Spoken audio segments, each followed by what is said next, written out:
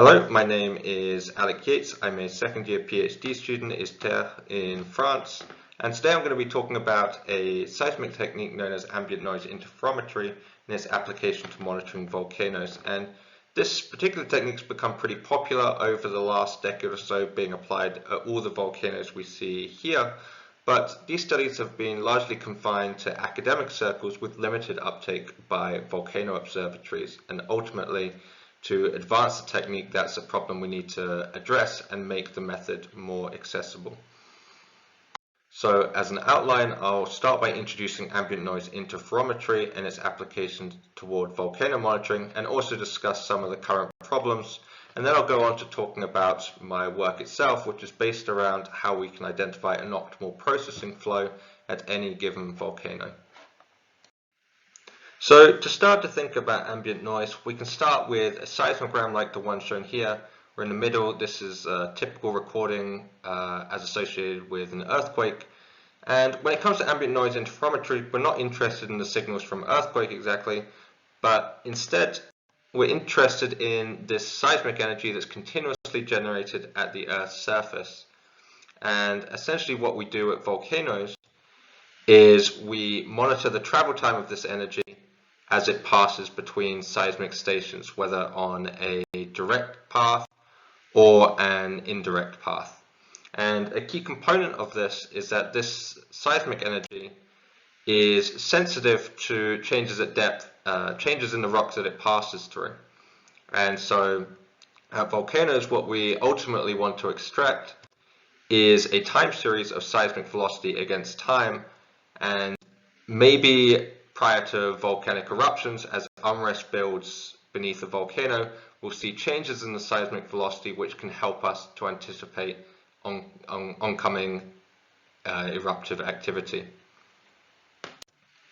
And another important component of this is the data set we ultimately extract to measure our travel time changes are these cross-correlation functions. We obtain these through a mathematical operation known as a cross-correlation, performed using seismic data recorded at two stations.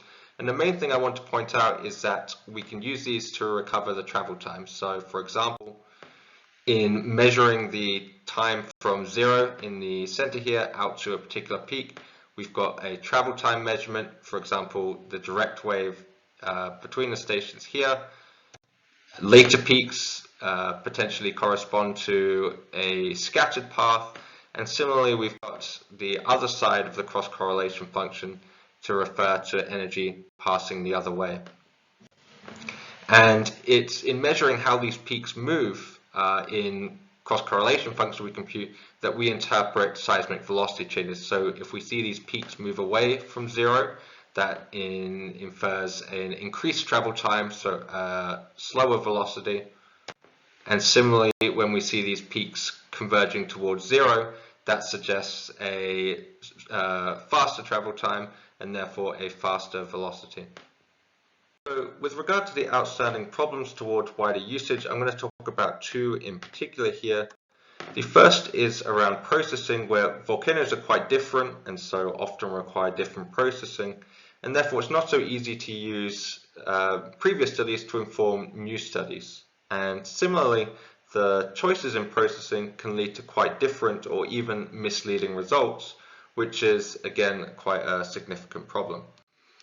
And the other side of it is that even when we get to our velocity changes, the results can be quite complicated. So here's an example of velocity changes at Volcanoes volcano, and what we can see is that not only do we have volcanic induced changes, but we also have seasonal or environmental induced changes and earthquake induced changes all mixed in together, and it often requires additional data sets to be able to discriminate between these processes.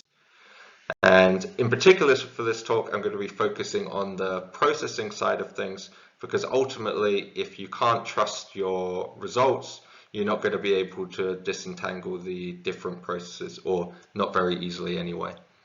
And one of the reasons this is so important to think about volcanoes is the influence of volcano seismicity. And so as an example, here I'm plotting 1 month of cross-correlation functions at Piton de la Fournaise volcano, in one case during a period where there's no volcanic tremor, and here on the right during a period of volcanic tremor. And you can see there's a significant influence on our cross-correlation functions through time during this period of volcanic tremor, and ultimately that has a large influence on our ability to measure velocity changes because we require some stability in the cross-correlation functions through time. So one of the first things we can look to do is we can look to understand the seismic sources that are coherent over our seismic network. And so here is an example of Mount Kilauea during eruptive activity in 2018. And I'm using a technique that's pretty recent based on array-based covariance matrix analysis, where I'm computing a value known as the spectral width. And this represents the eigenvalue distribution of the covariance matrix that we compute from seismic data over the network. And really the important part in terms of this presentation is to think of the brighter sort of red colors as a more dominant seismic source across our network, whereas the darker bluish colors represent more evenly distributed seismic sources. And so what we can do, so for example at Mount Kilauea, we can start to learn a bit about our seismic sources. So for example, we can see the ocean microseism band at Mount Kilauea quite clearly at around 0.1 to 3 Hertz. This is pretty typical of island settings. And then at higher frequencies, at least for part of this period, we see what appears to be quite consistent volcanic tremor. And this said is quite consistent up until around this part here, where there seems to be quite a bit going on in terms of our seismic sources. And this particular period is associated with the start of the volcanic eruption and collapse of the caldera. And we can see that in later parts of the year we lose this seismic source, this volcanic tremor, as the lava drake which was causing this volcanic tremor has been drained at this point. And what we can do now is we can start to look at the characteristics of the cross-correlation functions we can expect to produce from our data associated with the features of the seismic wave field we've just seen. So what I'm doing in this case is I'm starting with broadband cross-correlation functions with very basic processing and using different filters to assess the quality of the data I can expect from my network. And so in this case at Kilauea, I'm looking at the similarity of cross-correlation functions, in particular the phase similarity in this case, at two different frequency bands, 1.1 to 0.5 Hertz below the tremor band, and 0.7 to 2 Hertz, which is well within the tremor band. And so here is my seismic network where each line represents a pair of stations. As I mentioned earlier, we're looking at energy passing between seismic stations. And if I run this, what we can see is the green colors correspond to higher similarity in phase of our cross-correlation functions. And we can see when we're in the tremor band, we're getting very good cross-correlation functions. So this tremor source is obviously very stable. It's producing very stable cross-correlation functions. But as we move into the eruptive activity, we're seeing quite a bit of change in the higher frequencies and also some changes in the lower frequencies. And eventually, once we move into this period post-tremor, we can see we've lost the quality of our cross-correlation functions at the higher frequencies. And there's actually not too much difference now between the two bands. And one thing we can do if we wanted to look at our data in a little bit more detail is look at individual station pairs where we're able to plot these various measures in the same format as the output of the covariance matrix analysis. So for example, frequency against time. So here I'm plotting that same measure of dissimilarity where we're seeing these changes associated with the start of the eruption. And here I'm also plotting the amplitude ratio either side of the cross-correlation function, which can provide us some information on the directionality of our seismic sources and also the stability of these through time. So looking at a different volcano now in Mount Ruapehu in New Zealand.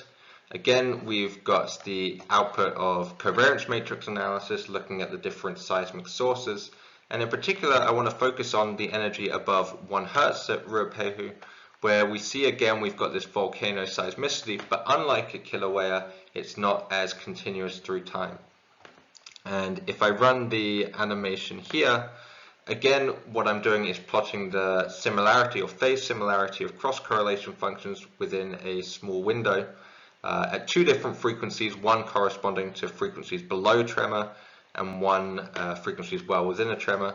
And you can see some suggestion that while we're within periods of heightened tremor, that we're actually producing quite similar cross-correlation functions. And this is, again, quite an interesting observation, because normally when we have tremor that's not continuous, we might just look to disregard cross-correlation functions that we know have been influenced by tremor. But in this case, as I said, we can see again as we move into periods of heightened tremor that there appears to be some good cross-correlation functions to be found, certainly around the pairs in the middle of our network. And in terms of longer-term monitoring at Ruapehu, the question then is, how comparable are the cross-correlation functions being produced between tremor during one period and volcanic tremor during another period? So this brings us to the last part of this presentation, where I'm going to be talking about clustering of cross-correlation functions. And in particular, the key idea here is, instead of just looking at the similarity of cross-correlation functions in a smaller moving window like I was doing earlier, with clustering I can compare cross-correlation functions at any 2 points in time. And so what I'm looking at here is Piton de la Fournaise in and around eruptive activity in October 2010. And so I've got my cross-correlation functions through time here. And what we can do is we can compute the dissimilarity between each cross-correlation function and every other cross-correlation function. And this provides us with a dissimilarity matrix, which is what we then pass into a hierarchical clustering algorithm.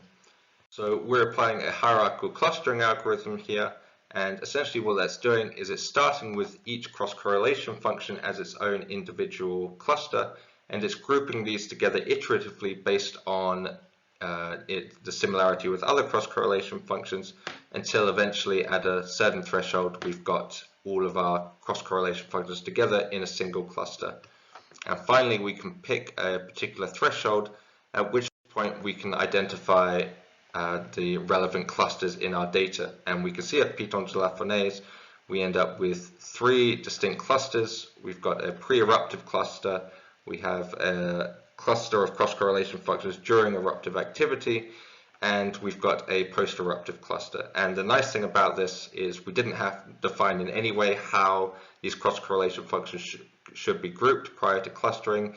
It's picked out these relevant clusters just based on the similarity between them. And it provides the opportunity then to explore the different sources behind these clusters. And there's not much time to go into detail, but in the case of this eruptive cluster is likely an influence of tremor on these cross-correlation functions.